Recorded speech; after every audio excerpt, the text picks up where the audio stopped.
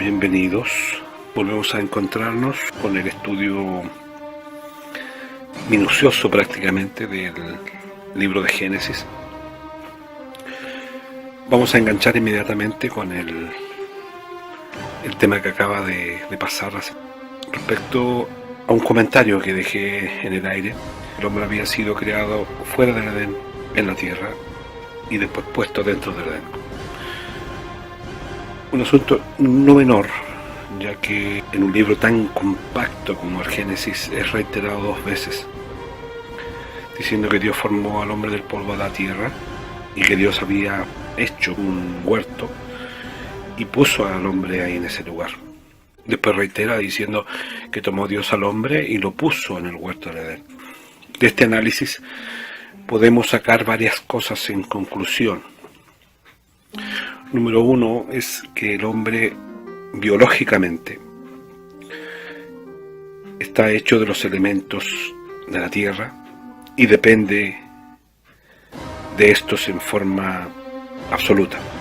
Segundo, que la tierra es la madre del hombre, la madre tierra. Como otro punto importante a entender es que Eva pasa a ser la madre de la humanidad. Y digo de la humanidad porque de ella salen los buenos y los malos, por lo que entendemos en el tema anterior. Y no es extraño que grandes culturas sumerias, babilónicas, griegas, romanas, incluso hasta la actualidad católicas, tengan una veneración por una madre, una diosa madre, una maternidad divina. Y es por esa arraigada y arrastrada teología maternal que existe desde Babilonia hasta ahora. Porque Eva es madre de buenos y malos. Eva también representa, y esto es importante que lo retengan, también representa a la iglesia como símbolo, porque dentro de la profecía que se nos grafica en Apocalipsis se desarrolla bajo este mismo conocimiento la siguiente profecía y el siguiente análisis, porque es una profecía analítica como para los que pueden entender. En el Apocalipsis 12, el profeta ve una mujer vestida de sol, con la luna bajo sus pies, sobre su cabeza una corona con 12 estrellas, y estando encinta clamaba con dolores. Apareció un dragón, y dice que este dragón se paró frente a la mujer, que estaba para dar a luz, a fin de devorar a su hijo tan pronto como naciese. Ella dio a luz un hijo varón que regirá con vara de hierro a todas las naciones. Y su hijo fue arrebatado para Dios y para su trono. Es importante comprender la simbología de esto, que tiene varias interpretaciones, pero la principal es que de la descendencia de Eva, cosa que voy a volver a reiterar, Pablo deja de manifiesto, y debería ser así, de que las genealogías no tienen mayor importancia. Pero si bien es cierto, en una analogía dual, Jesucristo nace de la descendencia de Eva, porque ella es la madre de todos los vivientes. De hecho, es reconocida así en el libro de Génesis, como la madre de todos los vivientes. Tendríamos una primera analogía. La segunda analogía es también que la mujer, como representa a la iglesia, lo dije anteriormente, Jesucristo,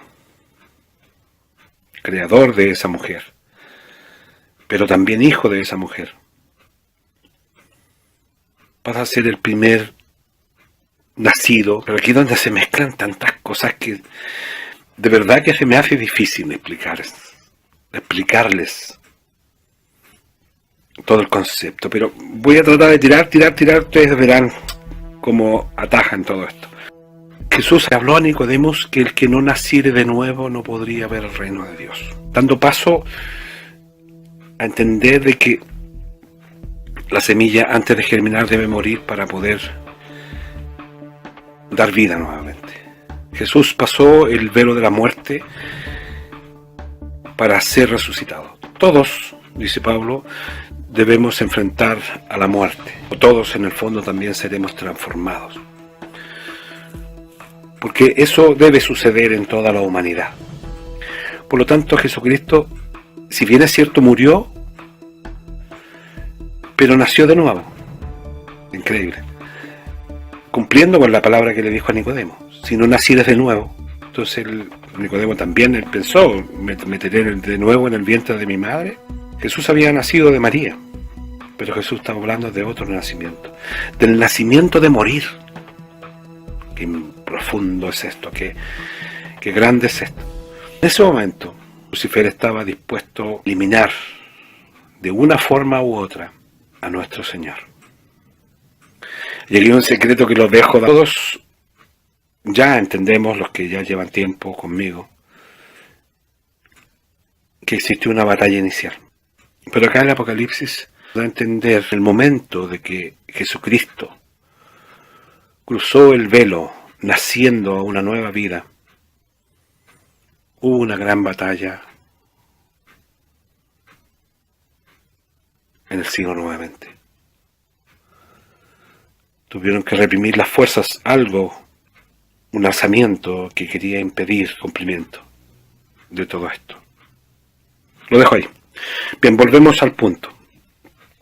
Estoy tratando de mostrar que Eva es también representativa de la Iglesia. Su hijo varón, Jesucristo, es tomado como símbolo, por supuesto que sabemos que es Dios y todo eso, pero como ser humano, al cual se le había preparado un cuerpo, su espíritu está dentro de un cuerpo humano, por lo tanto es un humano, es tomado para el reino de Dios, tomado para el trono de Dios. Aquí hay una cosa interesante que quiero que tomen en cuenta. El hombre es tomado, creado fuera del Edén, puesto dentro del Edén y después expulsado del Edén. ¿Qué tiene de especial este lugar? Bueno, de hecho, en sí, Dios pone vigilancia. Yo quiero que lo perciban, ojalá de la mejor forma. Dios pone vigilancia al ingreso del huerto. Unos querubines, y los querubines son generalísimos de ángeles, y una espada encendida que se revolvía por todos lados. Es como el efecto láser, como hacer una malla láser para que entiendan.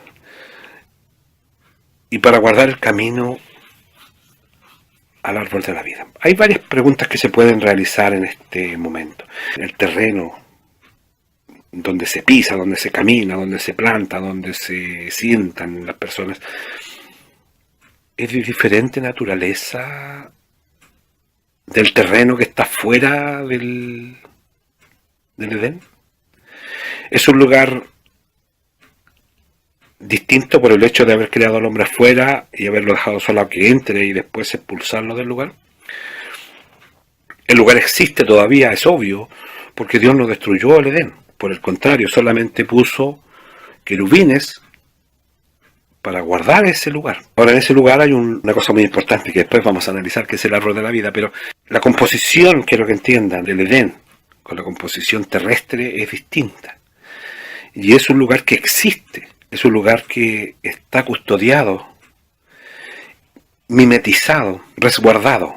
Con toda la tecnología que el hombre tiene, Dios tiene más tecnología como para desviarlo, aún estando muy cerca del lugar. Es casi como una dimensión paralela para que me puedan comprender un poco.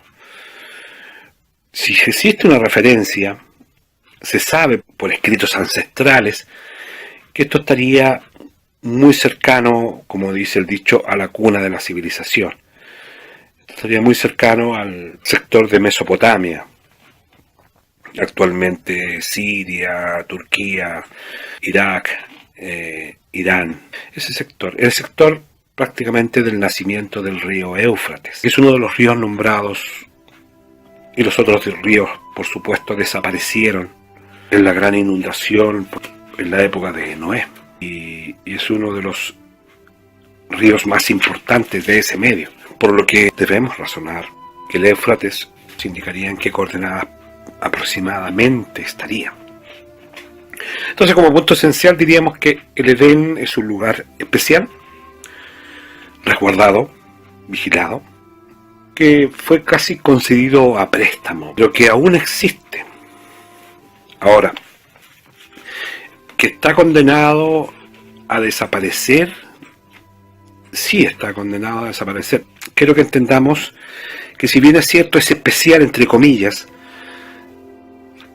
también es cierto de que ese lugar fue contaminado.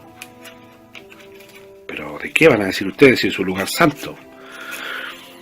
No olvidemos que en ese lugar se originó el pecado. Muy Edén, muy paraíso será, pero fue ensuciado por el enemigo. Sabemos la forma. Un lugar de árboles gigantescos, un lugar de espesos bosques, de gran frondosidad. En el libro de Ezequiel se nos adelanta de que algún día este huerto del Edén, este paraíso, se terminará. Dice el versículo 18 del capítulo 31, ¿a quién te has comparado así en gloria y en grandeza entre los árboles del Edén? Pues derribado serás con los árboles del Edén. O sea, los árboles del Edén serán derribados. ¿Dónde? En lo profundo de la tierra. Entre los incircuncisos yacerás con los muertos a espada. Este es Faraón y todo su pueblo, dice Jehová de los ejércitos. Lo importante aquí es que nos está anunciando, la profecía en sí está anunciando la caída de Faraón y del sistema egipcio de poder, pero también, de paso, en la inspiración del profeta, nos dice, los árboles del Edén y el Edén en sí serán derribados en lo profundo de la tierra. Aquí es donde viene lo importante y lo maravilloso, porque tiene su lado hermoso. ¿Cuál es entonces la razón, porque Dios no hace las cosas sin ningún motivo, una razón, de haber dejado custodiado este lugar y haberlo dejado preservado? Pues bien, trataremos de englobar para aquellos que están tratando de asimilar toda esta información. Y explico lo siguiente: al tiempo del fin existe un fenómeno muy particular de cristianos, y estoy hablando de cristianos no babilónicos, sino que estoy hablando de cristianos creyentes en Jehová Cristo, conscientes de una elección de parte de Dios, conscientes de un conocimiento también predestinado, conscientes de que Israel es la higuera la cual va a graficar el tiempo del fin. Pero de este grupo de personas hay dos iglesias conviviendo juntas en el tiempo del fin. Y que ese tiempo del fin es ahora, por si acaso. Y esas clases de personas son muy evidentes hoy día y llega a ser preocupante. Una de ellas, y esto lo estudiaremos con más profundidad a futuro, pero estoy tratando de hacer entender, porque aquí en los estudios bíblicos las piezas son como un rompecabezas. Están con esos dibujitos entrelazadas y es muy difícil no rozar otros textos, otros temas. Uno de los subgrupos de creyentes, dije que eran dos, son personas que tienen por costumbre hoy en día, por decirlo así, buscar el conocimiento, gozarse de él, gloriarse un poco de él,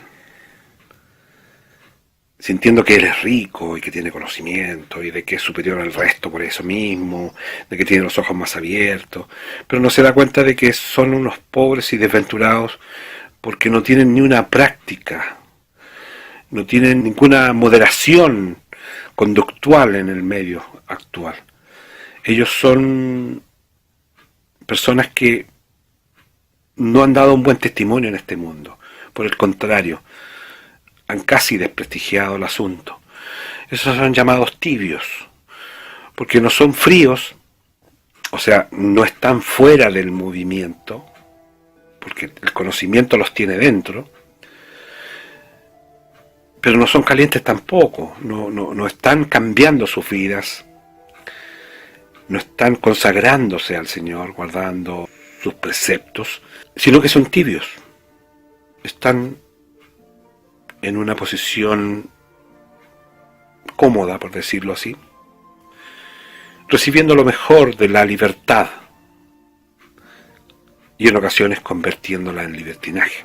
Y el otro grupo son aquellos que han entendido de que estamos cerca del retorno de nuestro Dios creador, estamos cerca del día grande y terrible de Jehová, y que necesitamos consagrarnos, analizarnos, sopesarnos y hacer obras dignas del respeto que nos merece ser hijos de Dios. Como dice en una parte, somos embajadores, y un embajador no puede andar haciendo tropelías. Un embajador, su deber es representar bien a su nación. Entonces consideraos ustedes mismos como embajadores y díganme si están representando bien aquel gobierno al cual ustedes anuncian, representan. Una vez dicho esto, vendrá el cumplimiento de la palabra de Cristo que dice, demostrando de que hay dos iglesias, que habrán dos en el campo. Uno será tomado y el otro será dejado. Habrán dos mujeres porque son dos iglesias. Una será tomada y la otra será dejada. Es evidente, y ya veremos con detalle esto, que la iglesia está dividida en dos. Los pasivos, inconstantes, lentos, que no han hecho cambios estructurales a su espíritu, ellos se quedarán para la gran tribulación. Lo demuestra el Apocalipsis. ¿Qué pasa con los que son, dice el texto de Apocalipsis, son tomados con las alas de la gran águila? Para ser llevados, y aquí donde viene el gran secreto, a su lugar, donde es sustentada la iglesia, se supone, esta mujer, por 3 años y medio. Y dice que Lucifer se llena de ira y se va a hacer guerra contra el resto, o sea, los que quedaron afuera, de la descendencia de ella, los que se dieron cuenta de que por ser tibios, por haber tomado libertinaje, empezará el conocimiento en ellos. Y obviamente, con la angustia y el dolor vendrá una consagración. Pero voy a resaltar el hecho que nos habla de que esta mujer huye al desierto y que conste que ya les dije anteriormente que lo tuvieran en la mente, que este lugar, como dato geográfico dado por el Génesis, está ubicado cercano al río Éufrates. Y toda esta zona debemos entender de que el Medio Oriente es desértico. Es llevado al desierto. ¿Cuál desierto? El desierto del Medio Oriente. Dice, donde tiene un lugar preparado. Pues es el Edén. La sustentación de la iglesia de Filadelfia es hecha en el Edén.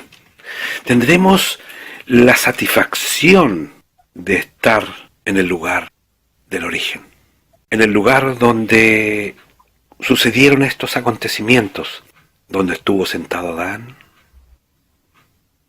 donde caminó de la mano con Eva. Podremos probar el árbol de la vida. Incluso es una promesa dada en Apocalipsis. Al que venciere yo le daré comer del árbol de la vida. El que está en medio del paraíso de Dios está en medio del Edén. Antes que todo esto sea destruido. Maravillas, maravillas. Alguien me dirá, bueno, pero ¿por qué Dios va a destruir ese paraíso? Porque no debe quedar en memoria del pecado. Y ese lugar, si bien es cierto, es un lugar privilegiado, si bien es cierto, es un lugar nostálgicamente maravilloso, es un lugar custodiado para cerrar el círculo donde los humanos comenzaron su vida ahí y van a terminar con los hijos de aquella mujer, pero los hijos buenos de aquella mujer en ese lugar nuevamente, es como cerrar el círculo. Pero se cerró el círculo y eso se termina, porque también fue contaminado con el pecado.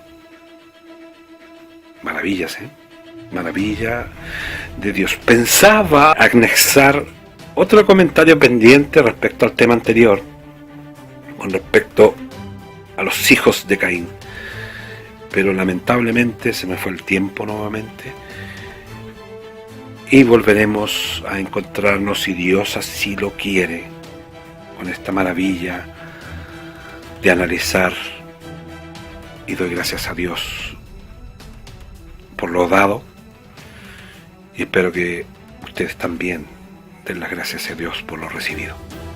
Si Dios lo quiere, nos encontramos la próxima semana.